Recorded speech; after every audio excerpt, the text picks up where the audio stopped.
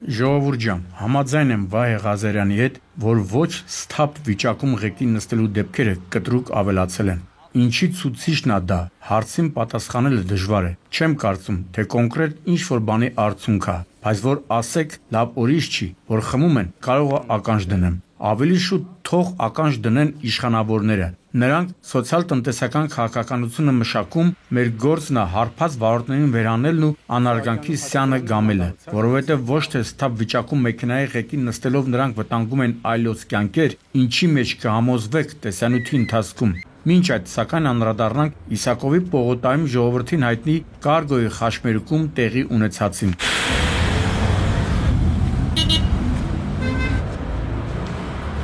Դե արդեն հասկացաք, խաչմերուկ, իսկ ինչ ա մեզ հուշում այդ բառը։ Այո, լուսացույցի 3 գույներ, որոնց եթե խստորեն չհետևես, կարող է այս օրը ընկնես։ Օրը ցերեկով Ֆորդի թե Միցուբիշի վարորդը ուշադիր չի եղել գույների հանդեպ, թե երկուսն էլ միասին նախաքննությունը կպարզի։ Թեև հիմք ընդունելով փաստը, որ խաչմերուկը բավականին ընդգրկուն տարածք էր ներառում, չեմ բացառում, որ տեղի ունեցածում 2 վարորդի մեղքն էլ կար, ինչի հետևանքով, ինչպես տեսնում եք, Միցուբիշին կողաշրջվել է։ Կարծում եմ նաև, որ իրավապահները արագ կպարզեն մեղավորին, որովհետև աջ ու ձախ տեսախցիկներ կան։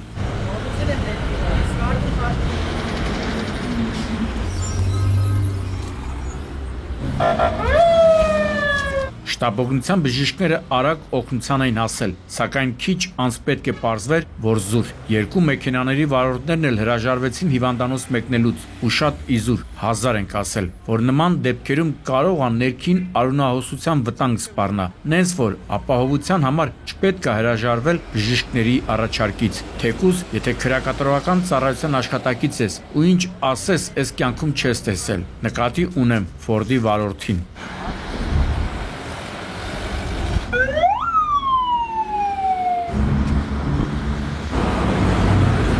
Էս էլ րոպեներ առաջ ասվածի ապացույցը, ասել եմ ու կասեմ, եթե վարորդը հարբած է, անգամ եթե օբյեկտիվ հանգամանքներ են լինում, միևնույն է, մարդիկ առաջին հերթին մտածում են, որ պատճառը խմացությունն է։ Քանի անգամ ենք ասել, որ սպիրտը կոնծելուց առաջ, առավել ևս, երբ ընտանիքի անդամներին եք տեղափոխում, կես րոպե մտածեք, մենք ասում, մենք լսում ենք։ Իսկ հետևանքները ահա այսպիսին են լինում։ 58-ամյա հարություն, տեսար, թե ինչ գին վճարեցիր մեր հորդորները անտեսելու համար։ Երկուսին Երևան են տարել 4 սարք տարա։ Երևան 4 սարք տարա, որից մեկը երեխա է աշտարակ։ Հա,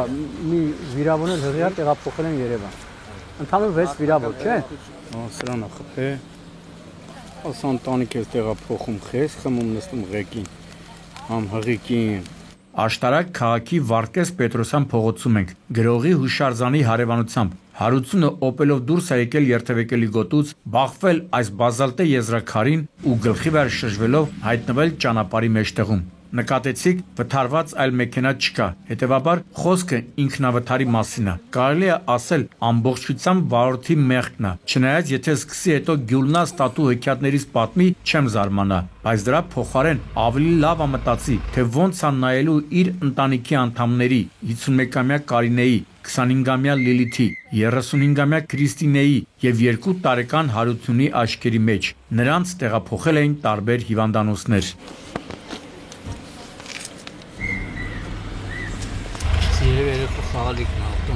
Բայց այս պատմությունը նաև դրական կողմ ուներ։ Այն առիթ դարձավ եւս մեկ անգամ համոզվելու, որ մարդկությունը դեռ չի վերացել։ Կասեք ինչ նկատի ունես Շամշան։ Բանն այն է, որ վիրավորներին առաջինը օգնության էին հասել ուշադրություն, անչափահաս 3 երեխաներ, ովքեր մինչև մեծահասակների ու փրկարարների գալը մեքենայից դուրս էին բերել վիրավորներին։ Ապրեք երեխեք ջան, ապրեն նաև ձեր ծնողները, որ ճիշտ դաստիարակություն են տվել։ Իսկ քեզ Օպելի վարորդ 59-ամյա Հարություն, ամոթ, որովհետև սթափության փորձաքննությունը փաստեց, որ հարբած ես։ Տնաշեն, գոնե վիրավոր Քրիստինեի հղի լինելու փաստը քեզ սթափեցներ։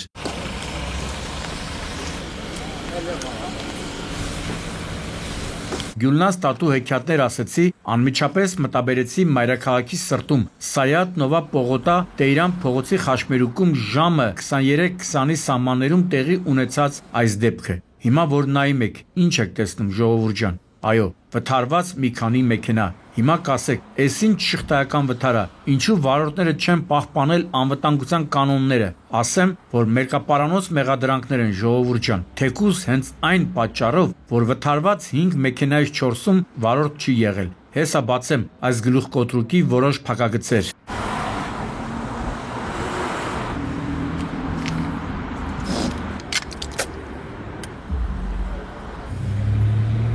Բանն այն է, որ այսքան մեքենայի սպանդը իրականացրել է այս ամենագնաց BMW-ի վարորդ 43-ամյա Էմիլը, որը ոչ տարել ոչ բերել է, նշածս խաչմերուկում բախվել է ճանապարհի թույլատրելի հատվածում կայանված Toyota-ին, հետո առաջ ընթանալով բախվել կայանված Nissan-ին, վերջինը հարվածել է Honda-ին, Honda-ն էլ Mitsubishi-ին, այ մարդ լեզուս ջարդվեց արդեն, բայց ծանոթ էր, չէ, սյուժեն, լրիվ շաղկամի մասին հեքիաթի պատմությունն էր։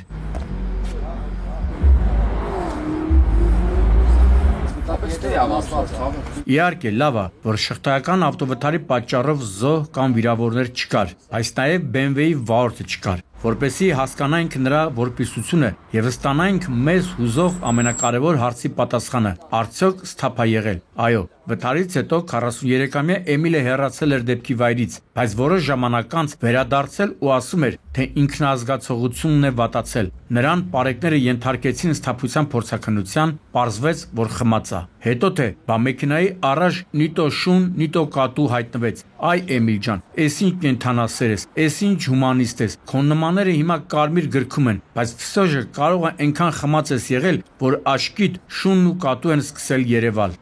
Ես BMW-ի վարորդն եմ։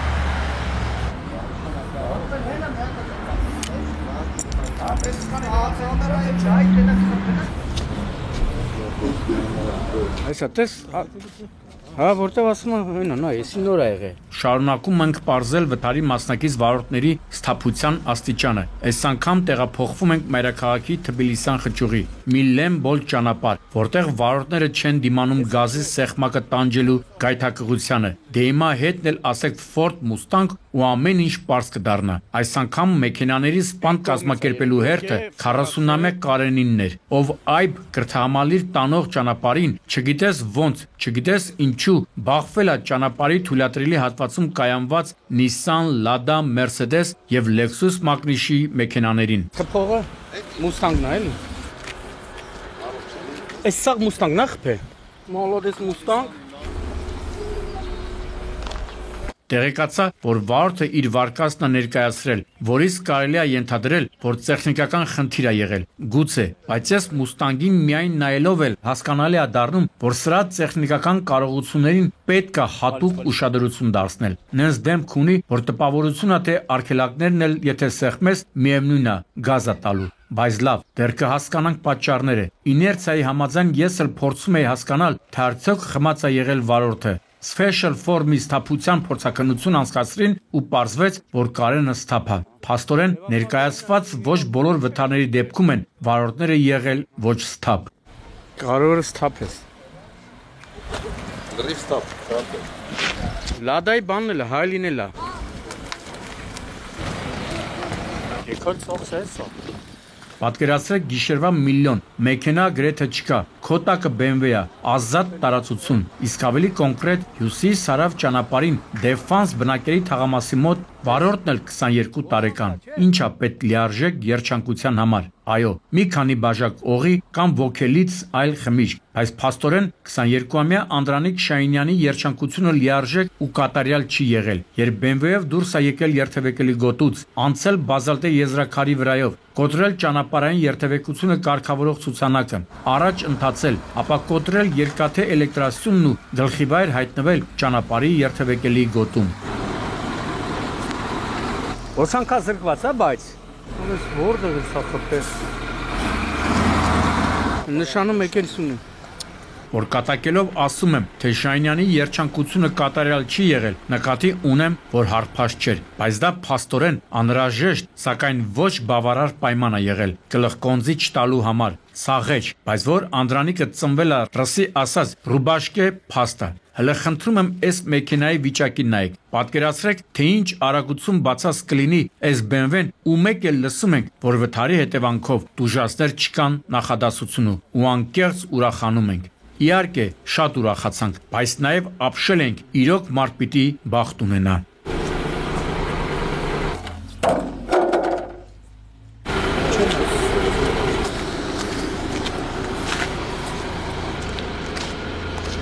Առհասարակ վերջին օրերը հագեցած են ջրավազաններում մարդկանց հայտնվելու դեպքերով։ 2 տարեկան երեխայի պատմությունը չեմ էլ ուզում հիշել, թե ինչ օրեր քաշեցինք, ասելու չի։ Ուղղակի հիմա դրանք կրկին ներկայացնելը կարող է մեծ ցավ պատճառի երեխայի ծնողներին ու հարազատներին, չնայած ինչու միայն նրանց, այլև բոլոր այն մարդկանց, ովքեր սրտատրոփ սպասում են այդ պատմության հանգուցալուծմանը։ Ավելի լավ է խոսենք մեկ այլ դեպքի մասին, որը տեղի ունեցավ օրը ցերեկով Աղթալա բնակավայրի վարչական տարածքով հոսող Դեբետ գետում։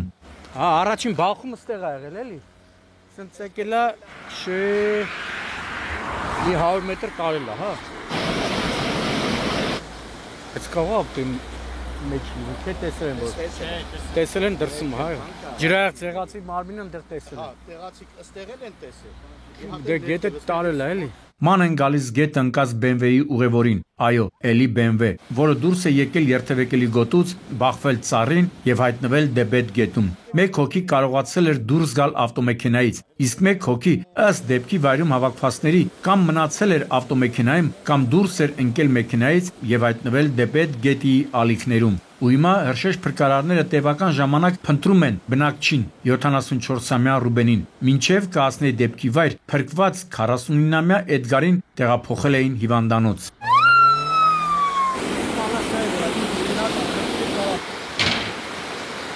Ապնին որ բերում էր ինքն է հետն է եղել այդ ընթացքում։ Փրկվածը թե ում որ ման են գալ, հա փրկվածը։ Որ ես ջրամբարին նայես, ստեղ սաղ մարդ կմնա, Դեբետը սենց բարարելուց մեկ էլ մի 2 տարի առաջ էի տեսել, այն որ ես քանի կիլոմետր շարավղով ինչ կա չկա ոչնչացրեց։ Պատկերացրեք 74 տարեկան մարդը ոնց կփրկվի ստեղ, այսինքն թե փրկարարները ամեն ինչ անում էին, որպեսզի գտնեն պապիկին, հոգու խորքում վստահ որ նրա ողջ մնալու հավանականությունը գրեթե զրոյական է, բայց դա կապ չունի։ 20-ից ավել հրշեջ փրկարարներ օրեր շարունակ որոնողական աշխատանքներ էին տանում, նույնիսկ դրոններ էին օգտագործում։ Տեսնես Ալավերդի բժշկական կենտրոն տեղափոխված Էդգարը ինչ կպատմի կատարվածի մասին։ Ահագինը բերել է։ Դե եկեք տեսեք, ինչ եղանակային պայմաններում են լոռու փրկարարները, պարեկները աշխատում։ Գագիկ Շամշյան, Սուրանկյուն։